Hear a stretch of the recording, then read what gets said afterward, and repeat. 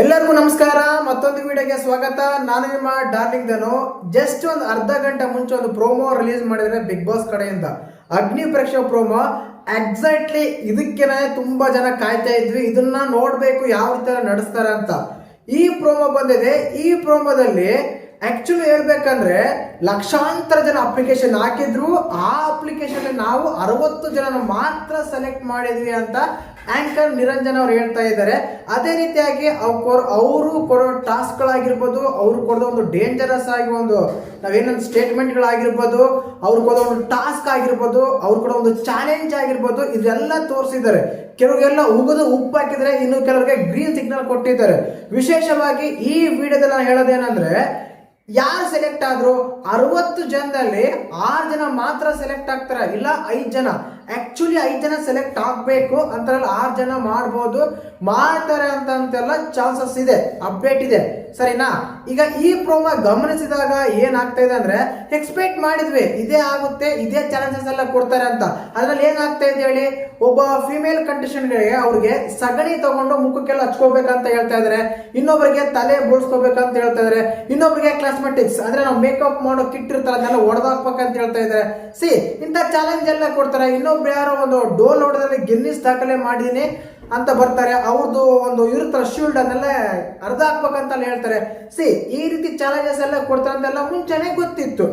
ಆದ್ರೆ ಈ ಚಾಲೆಂಜ್ಗಳಲ್ಲಿ ಗೆದ್ದಿರೋರು ಯಾರು, ಸೋತಿರೋರು ಯಾರು, ಮುಂದಿನ ನೆಕ್ಸ್ಟ್ ರೌಂಡ್ಗೆ ಸೆಲೆಕ್ಟ್ ಆಗಿರೋರು ಯಾರು ತುಂಬಾ ಮುಖ್ಯ ಆಗುತ್ತೆ. ನಾನು ಬೆಳಿಗ್ಗೆ ಒಂದು ವಿಡಿಯೋ ಮಾಡಿ ಅಪ್ಲೋಡ್ ಮಾಡಿದ್ದೆ ಈ ಹಮ್ಕುಂಡ್ಮುಖ ಮಂಜು ಬಗ್ಗೆ. ಯಾಕಂದ್ರೆ ಇವರೆಲ್ಲ ಯಾವ ರೀತಿ ಅಂದ್ರೆ, ನಾವು ದೊಡ್ಡ ಸೆಲೆಬ್ರಿಟಿ ಅನ್ನೋ ಲೆವೆಲ್ಗೆ ಹೋಗ್ತಾ ಇರ್ತಾರೆ, ಸೆಲೆಬ್ರಿಟಿ ಅನ್ನೋ ಲೆವೆಲ್ಗೆ ಮಾತಾಡ್ತಾ ಇರ್ತಾರೆ. ಅಂತವ್ರನ್ನೆಲ್ಲ ಉಗಿದು ಉಪ್ಪಾಕಿ ಹೊರಗಡೆ ಕಳಿಸಿದ್ದಾರೆ. ತುಂಬಾ ಅಂದ್ರೆ ತುಂಬಾ ಇನ್ಫ್ಲೂಯೆನ್ಸರ್ಸ್ ಎಲ್ಲ ಯಾರಿದ್ದಾರೆ, ಇನ್ಸ್ಟಾಗ್ರಾಮ್ ಇನ್ಫ್ಲೂಯೆನ್ಸ್ ಎಲ್ಲ ಯಾರಿದ್ದಾರೆ, ಅವ್ರನ್ನೆಲ್ಲರೂ ಕೂಡ ರಿಜೆಕ್ಟ್ ಮಾಡಿದ್ದಾರೆ, ಸೆಲೆಕ್ಟ್ ಮಾಡಿಲ್ಲ ಅಂತ ಒಂದು ಅಪ್ಡೇಟ್ ಇತ್ತು. ಅದೇ ಆಗ್ತದೆ ಅಂತ ಅನಿಸ್ತಾ ಇದೆ ಪ್ರೋಮೋ ನೋಡಿದ್ಮೇಲೆ. ಬಟ್ ಪ್ರೋಮೋ ನೋಡಿ ಯಾವ್ದು ಕನ್ಸಿಡರ್ ಮಾಡಕ್ ಆಗಲ್ಲ. ಒಂದಂತೂ ಸತ್ಯ, ನನಗೆ ಸಿಕ್ಕಿರೋ ಮಾಹಿತಿ ಪ್ರಕಾರ ಏನಾಗ್ತಾ ಇದೆ ಅಂದ್ರೆ, 3 ಜನ ಇನ್ಫ್ಲೂಯೆನ್ಸರ್ಸ್, ಇನ್ಸ್ಟಾಗ್ರಾಮ್ ಆಗಿರ್ಬೋದು, ಫೇಸ್ಬುಕ್ ಆಗಿರ್ಬೋದು, ಯೂಟ್ಯೂಬ್ ಆಗಿರ್ಬೋದು, 3 ಜನ ಇನ್ಫ್ಲೂಯೆನ್ಸರ್ ಸೆಲೆಕ್ಟ್ ಆಗಿದ್ರೆ, 2 ಮಾತ್ರ ಕಾಮನ್ ಆಗಿ ಸೆಲೆಕ್ಟ್ ಆಗಿದ್ದಾರೆ ಅಂತ. ಈ ಪ್ರೋಮೋ ನೋಡಿದಾಗ ಏನ್ ಅನಿಸ್ತಾ ಇದೆ ಅಂದ್ರೆ, ಈ ಪ್ರೋಮೋದಲ್ಲಿ ನೀವು ನೋಡ್ತಿರ್ಬೋದು, ಇಬ್ಬರಿಗೆ ಚಾಲೆಂಜ್ ಕೊಡ್ತಾರೆ. ಏನೋ ಒಂದು ಜ್ಯೂಸ್ ಕುಡಿಯೋ ಚಾಲೆಂಜ್. ಆ ಜ್ಯೂಸ್ ಕುಡಿಯೋ ಚಾಲೆಂಜ್ ಅಲ್ಲಿ ಯಾರಾದ್ರೆ ಫಸ್ಟ್ ನ ಆ ಜ್ಯೂಸ್ ನ ಕಂಪ್ಲೀಟ್ ಮಾಡ್ತಾರೋ ಅವ್ರು ವಿನ್ ಆಗ್ತಾರೆ, ಅವ್ರಿಗೆ ಗ್ರೀನ್ ಸಿಗ್ನಲ್ ಕೊಡ್ಬೇಕಂತ ಕೊಟ್ಟಾಗ ಒಬ್ಬ ಕಾಮನ್ ಮ್ಯಾನ್, ಒಬ್ಬ ಕಾಮನ್ ಫಿಮೇಲ್ ಕಂಟೆಸ್ಟೆಂಟ್ ಇದು ಕುಪ್ಪಳಿಸ್ತಾರ ಅಂತಾನೆ ಹೇಳ್ಬೋದು. ಆ ರೀತಿ ಆಗ್ತಾ ಇದೆ. ಆ ರೀತಿ ಆದಾಗ ಇನ್ನೊಬ್ಬ ಮೇಲ್ ಕಂಟೆಸ್ಟೆಂಟ್ ಅದು ಯಾರಾದ್ರೆ ಅದು ಡಾಕ್ಯುಮೆಂಟ್ ಅರ್ಧಕ್ಕಿರಲ್ಲ, ಅವರು ಕೂಡ ಸೆಲೆಕ್ಟ್ ಆಗಿರೋ ಚಾನ್ಸಸ್ ತುಂಬಾನೇ ಇದೆ.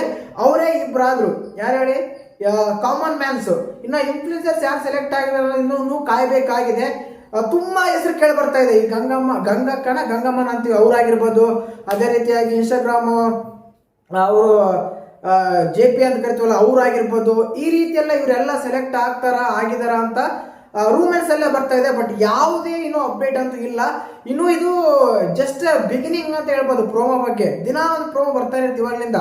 ಇವತ್ತು ಆಲ್ರೆಡಿ ಡೇಟ್ 9 ಅನ್ಸುತ್ತೆ. ಇನ್ನು 5 ದಿನ 6 ದಿನ ಮಾತ್ರ ಉಳಿದಿದೆ. ನಾವು ಏನು ಅಗ್ನಿ ಪರೀಕ್ಷೆ ಟೆಲಿಕಾಸ್ಟ್ ಆಗೋಕೆ ನಾವು ಟಿವಿಲಿ ಇಲ್ಲ, OTT ಇಲ್ಲ, ಜಿಯೋ ಹಾಟ್‌ಸ್ಟಾರ್ ಎರಡರಲ್ಲೂ ಕೂಡ ನೋಡ್ಬೋದು, ಸರಿನಾ? ಆ ರೀತಿ ಕಾಯ್ತಾ ಇದೆ. ನಾನು ಸ್ಟಾರ್ಟಿಂಗ್ ಅಲ್ಲಿ ಬೆಳಿಗ್ಗೆ ವಿಡಿಯೋ ಮಾಡ್ಬೇಕು, ಒಂದು ಅಪ್ಲೋಡ್ ಮಾಡ್ಬೇಕಾದ್ರೆ ಹೇಳಿದ್ದೆ, ಆಟಿಟ್ಯೂಡ್ ತೋರಿಸ್ತಾರೆ ಗುರು ಇವರು ಅಂತ. ಅದು ಯಾರು ಹೇಳಿ, ಸಂಗೀತ ಆಗಿರ್ಬೋದು, ವಿನಯ್ ಗೌಡ ಆಗಿರ್ಬೋದು. ಅದೇ ರೀತಿಯಾಗಿ ಪ್ರೋಮೋ ಕೂಡ ಅವ್ರದೇ ಬಂದಿದೆ.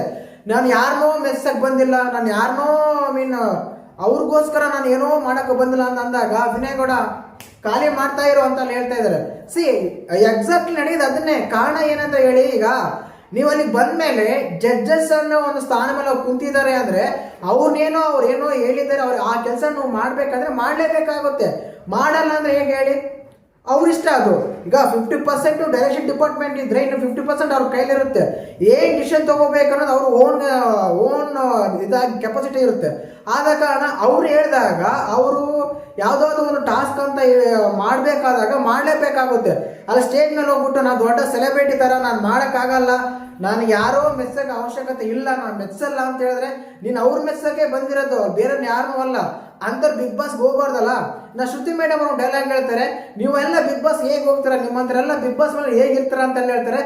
ಇಷ್ಟೇನೆ. ಅಲ್ಲಿ ಹೋಗಿ ನಾನು ಬಡವರು, ನನಗೆ ಏನು ಇಲ್ಲ, ನನಗೆ ಅದು ಇದೆ, ನನಗೆ ಕಷ್ಟ ಇದೆ, ನಾನು ಬಿಗ್ ಬಾಸ್ ಮನೆಗೆ ಹೋಗ್ಬೇಕು ಅಂತೆಲ್ಲ ಹೋಗಿ ಕ್ರೈಮ್ ಮಾಡೋದು, ನಿಮ್ಮ ಸಿಂಪತಿನ ಹೇಳ್ಕೊಳೋದು ಮಾಡಿಬಿಟ್ರೆ ಅಲ್ಲಿ ಆಗಲ್ಲ. ಓನ್ಲಿ ಟ್ಯಾಲೆಂಟೆಡ್ ಇವು what your C talent project ಮಾಡಬೇಕು, ಅದನ್ನ ಪ್ರೊಜೆಕ್ಟ್ ಮಾಡಿದ್ರೆ ಮಾತ್ರ ನೀವು ಸೆಲೆಕ್ಟ್ ಆಗ ಸಾಧ್ಯ ಇದೆ. ಆ ಕಾರಣಕ್ಕೇನೆ ಅದೆಲ್ಲ ಸುತ್ತಿ ಮೇಡಮ್ ಅವ್ರು ಹೇಳ್ತಾರೆ. ಬಟ್ ಇಲ್ಲಿ 3 ಡೈಲಾಗ್ ಕೇಳ್ತಾ ಇದ್ದು, ಚಂದನ್ ಶೆಟ್ಟಿ ಅವ್ರು ಮಾತ್ರ ಡೈಲಾಗ್ ಕೇಳೇ ಇಲ್ಲ. ಅವ್ರು ಸೈಲೆಂಟು. ಈ ಪ್ರೋಮೋದಲ್ಲಿ ಗಮನಿಸಿದ ಹಾಗೆ ಸ್ಟಾರ್ಟಿಂಗ್ ಅಲ್ಲೇ ನಾನು ಹೇಳಿದೆ 60 ಜನ ಸೆಲೆಕ್ಟ್ ಆಗಿದ್ರಂತೆ, ಅದರಲ್ಲಿ ಕೇವಲ 6 ಜನ ಮಾತ್ರ ಸೆಲೆಕ್ಟ್ ಆಗ್ತಾರೆ. ಆ 60 ಜನದ ನಮ್ಗೆ ತೋರಿಸ್ತಾರೆ ಸರಿನಾ. ಈಗ first round, second round, third round, fourth ರೌಂಡ್ಗಳು ಇರುತ್ತೆ. ಕೊನೆಯಲ್ಲಿ ಇರ್ತಾರೆ. ಕೊನೆಯಲ್ಲಿ ಇರಬೇಕಾದ್ರೆ ನಾವು ನೀವು ಎಲ್ಲ ಓಟ್ ಹಾಕಿ ಆ 5 ಜನ ಸೆಲೆಕ್ಟ್ ಮಾಡಬೇಕಾಗುತ್ತೆ. ಆ ರೀತಿ ಇರುತ್ತೆ. ಜೊತೆಗೆ ಜಡ್ಜಸ್ ಕೈಲಗಳು ಇರುತ್ತೆ. 4 ಜನ ಸೆಲೆಕ್ಟ್ ಮಾಡ್ತಾರೆ. ನಿರಂಜನ್ ಇರ್ತಾರಲ್ಲ, ಅವರೊಬ್ಬರು ಸೆಲೆಕ್ಟ್ ಮಾಡ್ತಾರೆ, ಅವ್ರಿಗೆ 5 ಜನ ಆಯಿತು. ಬಟ್ ಸೆಲೆಕ್ಟ್ ಮಾಡ್ತಾರೆ ಅಂದರೆ ನಾವು ಓಟ್ ಹಾಕಿರ್ತೀವಲ್ಲ, ಅದನ್ನ ರಿಸಲ್ಟ್ನ ಅನೌನ್ಸ್ ಮಾಡಿ ಅವ್ರನ್ನ ಬಿಗ್ ಬಾಸ್ ಮನೆ ಒಳಗಡೆ ಕಳ್ಸೋಕ್ಕೆ ಹೇಳ್ತಾರೆ ಅಷ್ಟೇ. ಆ ರೀತಿ ಇರುತ್ತೆ ಪ್ರೊಸೆಸಿಂಗು. ಇದರಲ್ಲಿ ತುಂಬ ಎಕ್ಸ್ಪರ್ಟೈಸ್ ಏನೂ ಇಲ್ಲ. ಆಲ್ರೆಡಿ ಎಲ್ಲರೂ ಥಿಂಕಿಂಗ್ ಮಾಡಿರೋದನ್ನೇ. ಇದರಲ್ಲಿ ಕೂಡ ಗ್ಯಾಮ್ಲಿಂಗು, ಪಾಲಿಟಿಕ್ಸು, ಆಮೇಲೆ ರೆಕಮೆಂಡೇಶನ್ಸ್ ಎಲ್ಲ ಇರುತ್ತೆ ಅಂತ. ಅದೇ ರೀತಿ ಕೂಡ ನಡೆಯುತ್ತೆ, ಅದರಲ್ಲಿ ಬೇರೆ ಡೌಟೇ ಬೇಡ. ಆ ರೀತಿ ಆಗ್ತಾ ಇದೆ. ಮತ್ತೆ ಈ ಅಗ್ನಿ ಪರೀಕ್ಷೆ ಪ್ರೋಮೋ ನೋಡಿದಾಗ ನಿಮ್ಗೆ ಹೇಗನ್ಸಂತ ಕಮೆಂಟ್ ಮಾಡಿ. ತುಂಬಾ ಜನ ನೋಡಿರ್ಬೋದು, ಒಬ್ರು ಶಿವನ್ ವೇಷ ಹಾಕಿರ್ತಾರೆ, ಇನ್ನೊಬ್ರು ಲುಂಗಿ ಕಟ್ಕೊಂಡು ಹಳ್ಳಿ ತರ ಗೆಟಪ್ ಬಂದಿದ್ದಾರೆ, ಒಬ್ರು ಜೋಡಿ ಬಂದಿದ್ದಾರೆ, ಟ್ವಿನ್ಸ್ ಬಂದಿದ್ದಾರೆ. ಅದೇ ರೀತಿಯಾಗಿ ಚಿಕ್ಕ ಏಜರು, ದೊಡ್ಡ ಏಜಲ್ಲೂ ಒಬ್ಬ ಅಜ್ಜಿ ಬಂದಿದ್ದಾಳೆ, ವಿಸಿಲ್ ಬೇರೆ ಹೊಡಿತಾಳೆ. ಸರಿ, ಇಂಥವೆಲ್ಲ ಇದಾವೆ. ಎಲ್ಲಾನು ಟೋಟಲ್ ಆಗಿ ಯಾವ ರೀತಿ ಸೆಲೆಕ್ಟ್ ಮಾಡಿದ್ದಾರೆ ಅಂದ್ರೆ, ಯಾವುದೇ ಒಂದು ಏಜ್ ಲಿಮಿಟ್ಗೆ ಕಡಿಮೆ ಆಗಬಾರ್ದು. ಚಿಕ್ಕವರು, ದೊಡ್ಡವರು, ಮಧ್ಯವರ್ಗದವರು ಅಂತ ಎಲ್ಲರೂ ಸೆಲೆಕ್ಟ್ ಮಾಡಿದ್ದಾರೆ. ಬಟ್ ಅದರಲ್ಲಿ ಯಾರು ಸೆಲೆಕ್ಟ್ ಆಗ್ತಾರೆ ಅನ್ನೋದು ತುಂಬಾ ಮುಖ್ಯ ಆಗಿರುತ್ತೆ. ಆ ರೀತಿ ಆಗ್ತಾ ಇದೆ. ನಿಮ್ಗೆ ಈ ಅಗ್ನಿ ಪರೀಕ್ಷೆ ಫಸ್ಟ್ ಪ್ರೋಮೋ ಆಕ್ಚುಲಿ ಇಷ್ಟು ದಿನ ಜಡ್ಜಸ್ ಯಾರು, ಯಾವಾಗ ಬರುತ್ತೆ, ಏನಾಗುತ್ತೆ, ಯಾವಾಗ, ಎಲ್ಲಿ, ಎತ್ತ ಅಂತ ಪ್ರೋಮೋ ಮಾಡ್ತಾ ಇದ್ರು. ಇವಾಗ ಮಾತ್ರ ಅಗ್ನಿ ಪರೀಕ್ಷೆ ಯಾರೆಲ್ಲ ಅಟೆಂಡ್ ಆಗಿದಾರೋ, ಅಗ್ನಿ ಪರೀಕ್ಷೆ ಯಾರೆಲ್ಲ ಬಂದಿದಾರೋ ಅವರ ಮುಖಗಳನ್ನ ನಮಗೆ ತೋರಿಸಿದ್ದಾರೆ. ಅದರಲ್ಲಿ 2 ಮಾತ್ರ ತುಂಬಾ ಖುಷಿನ ವ್ಯಕ್ತಪಡಿಸ್ತಾ ಇದ್ದಾರೆ, ಸೆಲೆಕ್ಟ್ ಆಗಿದ್ದೀವಿ ಅಂತ. ಇನ್ನು ಕೆಲವು ಜನ ಹೋಗ್ತಾ ಇದ್ದಾರೆ. ಅಂಕು ಮಂಜು ಪ್ರೋಮೋಗೆ ಮಾತ್ರ ಆದ್ರೆ ಕಟ್ ಮಾಡಿದ್ದಾರೆ. ಸಮಥಿಂಗ್ ಇನ್ನ ಏನೇ ಇರುತ್ತಂತ ನನ್ನ ಎಕ್ಸ್ಪೆಕ್ಟೇಷನ್ಸ್. ಖಂಡಿತವಾಗ್ಲೂ ಇಂಥ ಅಪ್ಡೇಟ್ಗಳೇನಾದರೂ ಬಂದರೆ ಖಂಡಿತವಾಗಿ ತಿಳಿಸ್ಕೊಡ್ತೀನಿ. DDTV ಕಾಣಂತ ವಾಟ್ಸ್ಆಪ್ ಚಾನಲ್ ಲಿಂಕ್ ಇದೆ, ಅದ್ರಲ್ಲಿ ಹೋಗಿ ಜಾಯಿನ್ ಆಗಿ. ಹೊಸದಾಗಿರೋ ಚಾನಲ್ನ ಸಬ್ಸ್ಕ್ರೈಬ್ ಮಾಡಿ. ಜೈ ಹಿಂದ್, ಜೈ ಕರ್ನಾಟಕ ಮಾತೆ.